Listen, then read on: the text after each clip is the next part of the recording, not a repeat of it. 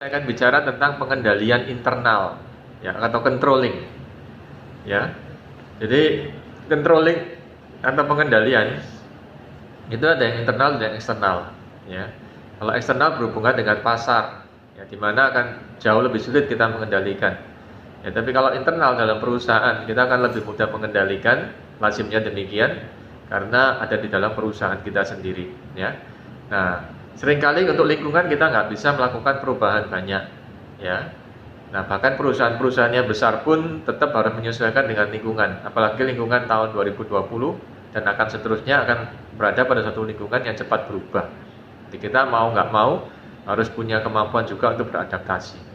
Nah, selain itu kita bisa melakukan pengendalian secara internal ya. Jadi pengendalian di dalam perusahaan sendiri. Ya, kita punya perusahaan, kita kendalikan sendiri, orang-orang yang kita kendalikan, sistemnya kita kendalikan, ya, dan itu. Dan salah satu pengendalian internal yang paling efisien, ya, efisien, arti kata efisien adalah hemat biaya secara komparatif, secara dibandingkan dengan yang lain, dia termasuk hemat biaya, adalah melalui administrasi, ya. Nah, ya, jadi administrasi atau yang dalam hal ini peranan dari akuntansi sebagai financial tracking. Nah, ini adalah pengendalian finansial yang menurut saya paling paling efisien ya. Ya, jadi dengan waktu, tenaga, rupiah yang kita keluarkan, kita bisa mendapatkan coverage pengendalian yang cukup baik ya, bisa sampai 80, 90% atau 95%, bahkan mungkin 99% ya, seperti begitu. Nah, itu yang namanya adalah pengendalian internal ya, pengendalian dalam perusahaan sendiri secara administrasi. Jadi kenapa accounting banyak dipilih sebagai salah satu alat ya. Nah, silakan bagi rekan-rekan yang punya ide yang baru, pengendalian keuangan ya, rupiah atau dolar yang kita punya, yang lain yang mungkin lebih efisien atau tekniknya lebih efisien atau akuntansi yang lebih tersempurnakan, bisa komen ya di bawah. Nah, seperti itu ya.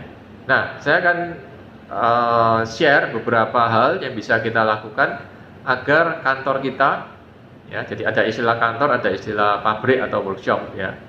Nah, ini dalam perusahaan, saya bicara sedikit ya, beberapa menit tentang hal ini. Jadi kantor dan workshop atau factory itu beda ya, jadi perlu dibedakan ya. Jadi nggak boleh kita campur ya. Nah, ya. Nah, contohnya adalah ketika kita berada di restoran atau di rumah makan ya. Meskipun rumah makan itu kecil, restoran itu kecil, ini contoh ya.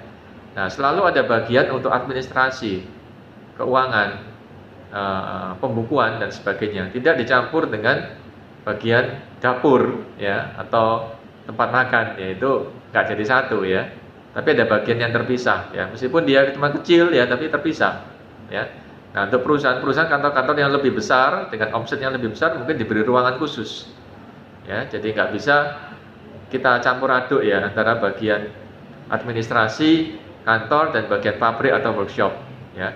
Nah, kita bisa bayangkan apabila workshop, misalnya workshop sepeda motor misalnya ya, atau workshop mobil ya, kendaraan ya, ruangannya campur dengan satu dari bagian administrasi, orang administrasi bekerja sangat berdekatan dengan bagian workshop. Nah, kita bisa bayangkan cipratan oli atau kotoran dan sebagainya itu akan mengganggu pekerjaan si administratornya gitu.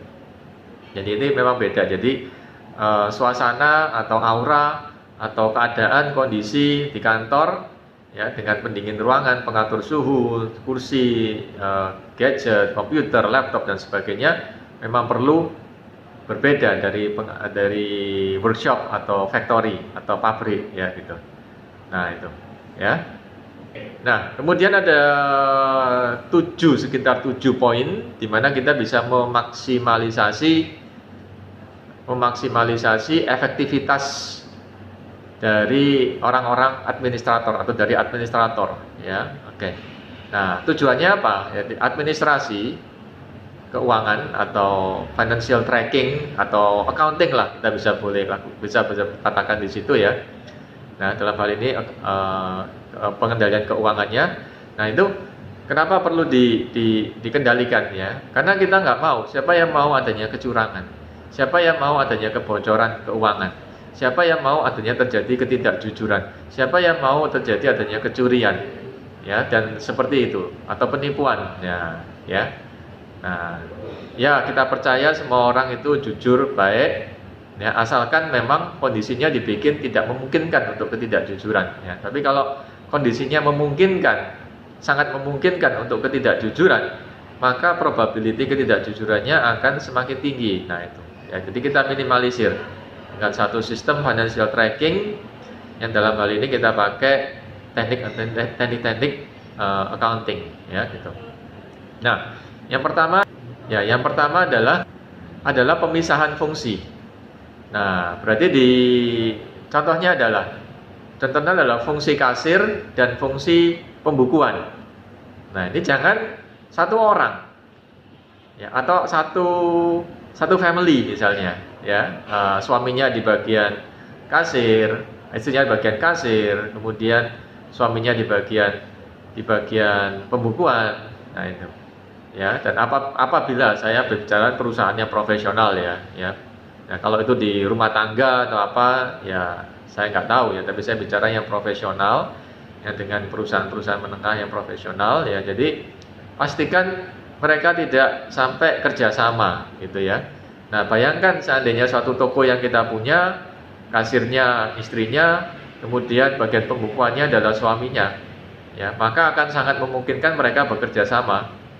Ya, seandainya ada kecerobohan dari kasir yang menyebabkan kerugian keuangan, nah maka akan lebih mudah ditutupi oleh suaminya dari bagian pembukuan dan sebaliknya. Jadi usahakan person-person yang berada pada titik-titik yang bisa dalam tanda kutip itu kerjasama, ya, dalam tanda kutip negatif, ya, kerjasama itu diminimalisir, ya. Jadi bahkan kalau perlu dari mereka bisa jadi mereka yang nggak akur betul, ya, yang nggak akrab betul, ya. Jadi bagian kasir tidak akrab dengan bagian pembukuan, ya.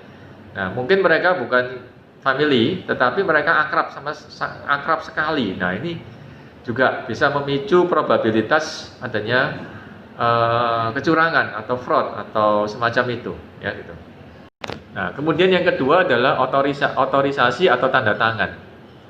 Nah, ini juga perlu, ya. Jadi sebelum dana itu turun, perlu ada beberapa orang yang harus tanda tangan di situ, misalnya manajer atau kepala bagian atau kasir.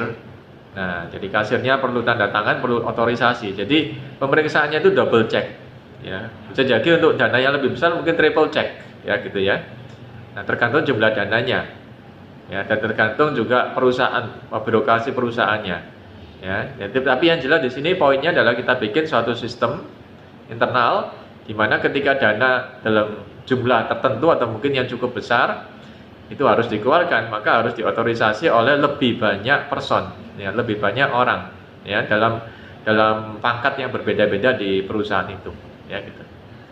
Cuman ada negatifnya juga sistem ini, yaitu kecepatan penurunan dana, ya, penurunan dana jadi lebih lambat karena harus diotorisasi oleh beberapa orang. Nah, mungkin ini bisa diminimalisir dengan adanya digital, ya, jadi digital authorization, ya. Jadi misalnya ketika orang itu tidak ada di tempat, dia tetap bisa otorisasi dari tempat yang jauh dari kantor, seperti itu, ya. Nah, kemudian pengendalian internal yang berikutnya adalah pengendalian internal lewat bank. Nah, ini yang efisien, ya. Jadi kita bisa menggunakan jasa bank, untuk efisiensi administrasi kita, ya. Contoh yang paling sederhana adalah kita ajak di rumah, kita bisa tracking pengeluaran kita, pemasukan kita dari rekening koran atau e-statement, ya, e-statement yang kita bisa dapatkan dari bank itu, ya. Jadi bank di sini kita bisa anggap sebagai partner catat. Jadi sama-sama yuk kita catat, ya, bank catat, saya juga catat. Kalau saya ada lupanya atau perusahaan saya ada kelirunya, bank bisa mengingatkan. Nah, gitu ya. Jadi bank di sini sebagai partner pencatatan, sebagai partner pembukuan, sebagai partner financial tracking dan juga accountingnya, gitu ya. Jadi seperti begitu, ya. Nah, kemudian yang berikutnya adalah rotasi pekerjaan. Nah, ini, ya. Jadi ini mungkin bagian dari HRD juga.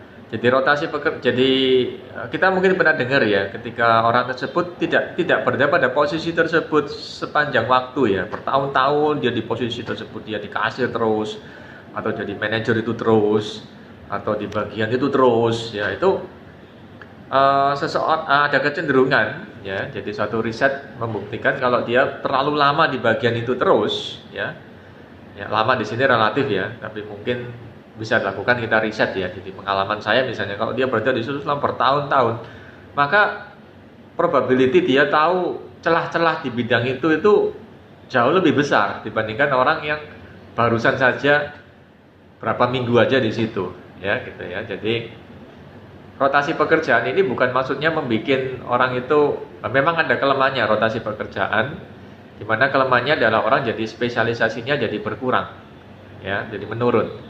Ya, tapi secara administrasi keuangan lebih menguntungkan karena probability dia melakukan